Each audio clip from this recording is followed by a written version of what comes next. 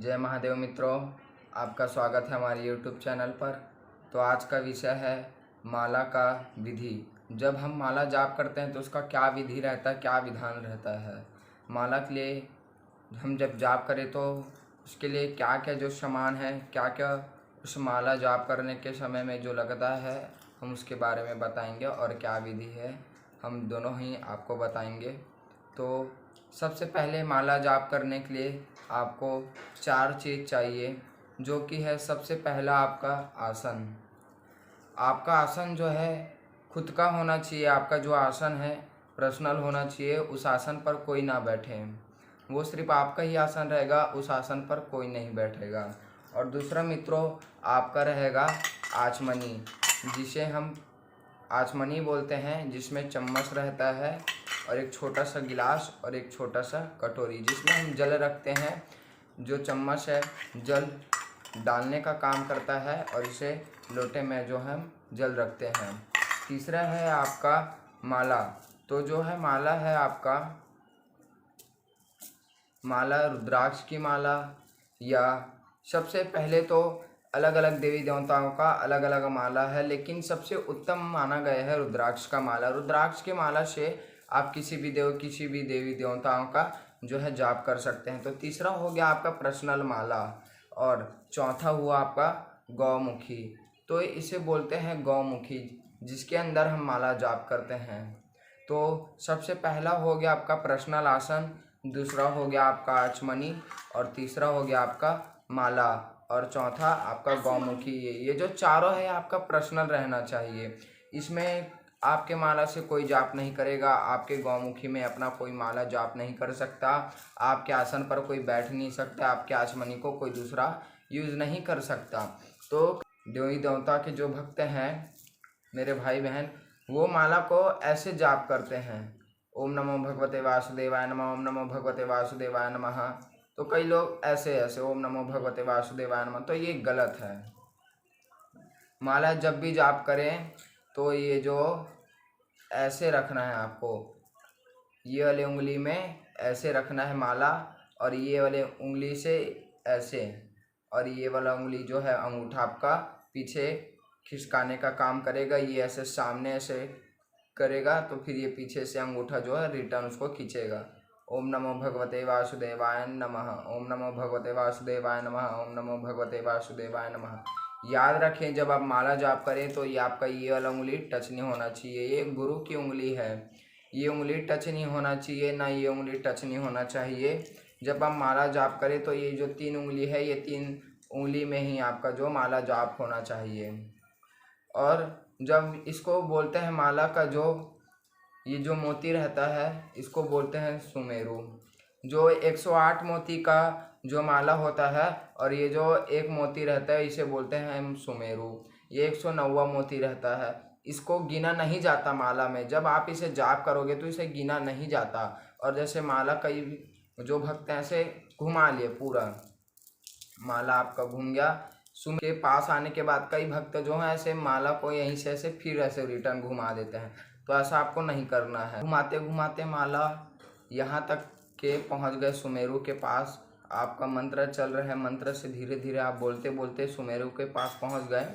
तो आपका जो ये वाला मोती है, ये वाले मोती पे आके ऐसे अंगूठा को ऐसे अंदर डालना है, और ये वाले जो उंगली है इसको अपना ऐसे फिर से करना है। उसके बाद फिर अपना माला जाप करते रहना है। आपको 2 माला करना है तो आपको ऐसा फिर से अंदर की ओर उंगली डाल के इसको पलटाना पड़ेगा। 3 माला करने तो फिर से वही सुमेरु का जो है पार नहीं करना है। जो आप सुमेरु का पार करोगे तो आपका जो है पुण्य नहीं मिलेगा, आपको जो है पुण्य नहीं मिलेगा। हाँ, कई भक्त हैं माला जाप करते करते उनसे माला गिर जाता है, तो इसका कोई पुण्य नहीं है। आपको फिर से माला जो है स्टार्ट करना पड़ेगा ऐसे। और ध्यान दे, माला जब आप जाप करें एकांत जगह में करें, किसी को दिखाकर माला जाप नहीं करना है। इसी वजह से जो है गौमुखी रहता है। गौमुखी के अंदर ही माला जाप करें आप अच्छे से बढ़िया से हाथ में रख लो माला, और गौमुखी के अंदर माला डाल दो।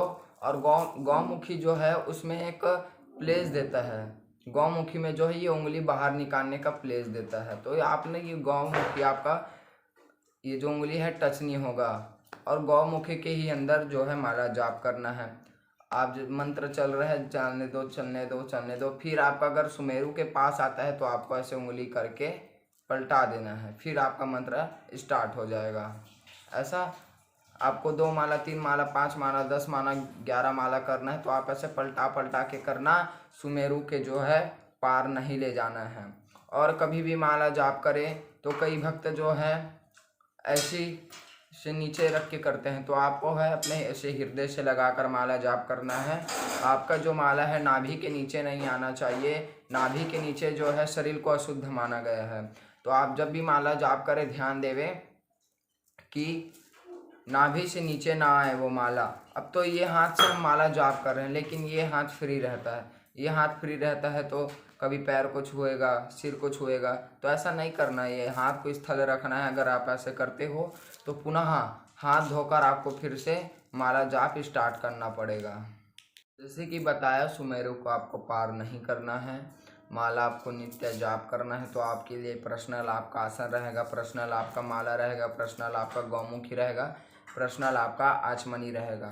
तो ये जो आचमनी है क्या काम करता है, तो ये आचमनी का काम है, इसके अंदर जल रखते हैं।